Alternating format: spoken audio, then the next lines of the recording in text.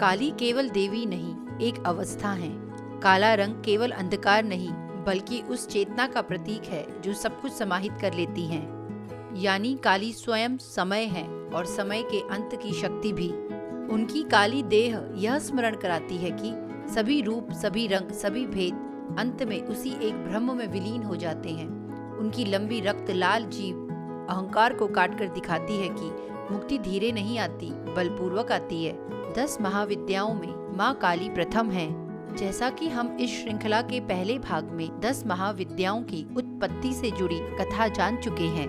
महाविद्याओं के प्रादुर्भाव की अन्य कथाएं भी हैं। कालिका पुराण में कथा आती है कि एक बार देवताओं ने हिमालय पे जाकर महामाया का स्तवन किया।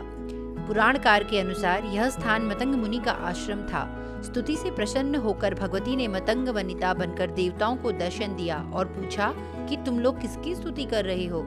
तत्काल उनके श्री विग्रह से काली पहाड़ के समान वर्ण वाली दिव्य नारी का प्राकट्य हुआ। उस महान तेजस्विनी ने स्वयं ही देवताओं की ओर से उत्तर दिया कि ये लोग मेरा ही स्तवन कर रहे हैं। वे गाढ़ काजल के समान कृष्णा थी, इसलिए उनका नाम काली पड़ा।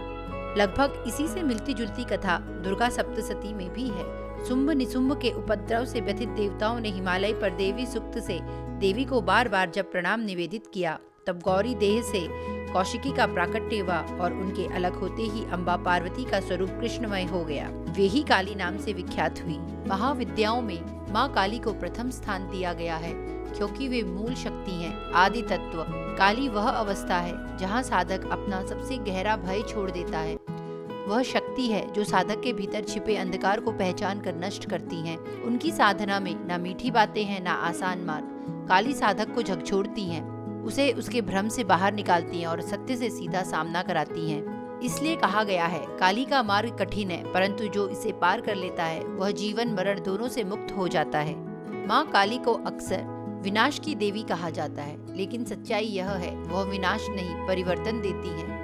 वह आपके भीतर के भ्रम, आलस्य, भय, नकारात्मक ऊर्जा, इन सब का विनाश करती हैं। उनके गले में सुशोभित मुंडमाला डराने के लिए नहीं, बल्कि याद दिलाने के लिए है कि जीवन नश्वर है और अहंकार का अंत निश्चित है।